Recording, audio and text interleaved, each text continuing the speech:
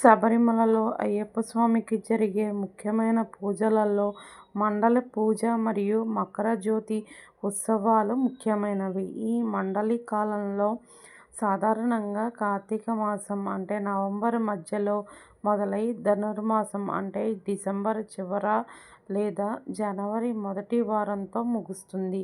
అయ్యప్ప దీక్ష సాధారణంగా 41 రోజులు ఉంటుంది. కార్తీక మాసం మొదట్లో దీక్ష తీసుకుంటే 41 రోజులు ముగిసేసరికి సరిగ్గా మండల పూజల సమయానికి శబరిమల చేరుకోవడానికి వీలవుతుంది. అందుకే ఈ మాసంలో దీక్ష ప్రారంభించడానికి అనుకూలమైంది. కార్తీక మాసం హిందూ సాంప్రదాయంలో అత్యంత పవిత్రమైన మాసాలలో ఒకటి. హరిహరులకు ప్రీతిపాత్రమైన ఈ మాసంలో ఉపవాసాలు, పూజలు, దానాలు, ధర్మబద్ధమైన జీవితం గడపడం వల్ల అత్యధిక ఆధ్యాత్మిక శక్తి లభిస్తుందని నమ్మకం. అయ్యప్ప స్వామి హరిహర సుతుడు కాబట్టి ఈ పవిత్ర మాసంలో దీక్ష తీసుకోవడం వల్ల శివ, విష్ణువుల అనుగ్రహం లభిస్తుందని భక్తులకు నమ్మకం.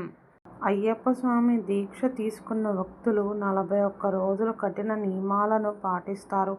అందులో చెప్పులు లేకుండా నడవటం, చలికాలంలోనే స్నానం చేయటం వంటివి ఉంటాయి. కార్తీక మాసం ప్రారంభమయ్యే సమయానికి చలికాలం మొదలవుతుంది. ఈ చల్లని వాతావరణం 41 రోజుల పాటు కఠినమైన నియమ నిష్ఠలతో కూడిన వ్రతాన్ని ఆచరించడానికి, భక్తులు భౌతిక కష్టాలను తట్టుకోవడానికి మరియు శరీరానికి రోగనిరోధక శక్తి పెంచుకోవడానికి తోడ్పడుతుందని భావిస్తారు. ఆధ్యాత్మికంగా అత్యంత పవిత్రమైన మాసం మరియు వ్రతాచరణకు అనువైన చలికాలం యొక్క కలయిక. ఈ సాంప్రదాయం భక్తులకు శారీరక, మానసిక, ఆధ్యాత్మిక శుద్ధిని కలుగజేసి స్వామి దర్శనానికి సిద్ధం చేస్తుంది. ఈ వీడియో కనుక మీకు నచ్చినట్లయితే లైక్ చేయండి, షేర్ చేయండి, కామెంట్ చేయండి అండ్ సబ్స్క్రైబ్ చేసుకోండి.